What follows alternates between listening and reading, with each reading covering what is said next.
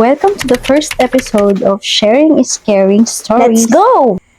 Last September, I posted this on Blue App. Sabi ko doon, pangarap ko yung mga contents na katulad ng kay Alexis Vines. Then suddenly, meron ako na-receive na ganitong mga message. Alam mo, sabi nga nila, be careful what you wish for because you just might get it. Hindi naman namin bread and butter ang pagiging social media content creator. Pero sobrang grateful namin kapag meron kaming earnings mula dito. Be an instrument of God's blessings, sabi nga nila. Use your platform as a living proof that God provides. Kaya eto na guys, ang aming first episode of Sharing is Caring Vlogs. First stop natin is yung Mananaw Elementary School. On the way kasi ito sa ating main school pool. So dinaan ko lang sa aking favorite content creator ang mga food. Ayan, my favorite content creator na para sa damit.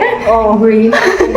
Papunta na tayo sa Mararigi Daycare Center. Ayan yung mga food. Then, dumiretso na kami sa Barangay Mararigi. Hello po, Kap! Yung spaghetti mo! Ay, birthday po, ma'am. Thank you po! Spaghetti pababa. Birthday, ma'am! Happy birthday po! Nasalubong pa nga namin si Kap. Grabe yung warm welcome ng mga taga Mararigi. Na-miss ko kayo. Happy birthday! Happy birthday to you!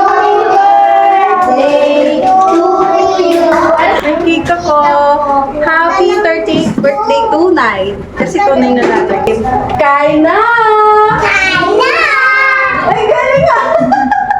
Nakihalubilo rin nga si Riley sa mga bata dito. Ito pa lang ang simula ng ating Sharing is Caring episode, guys.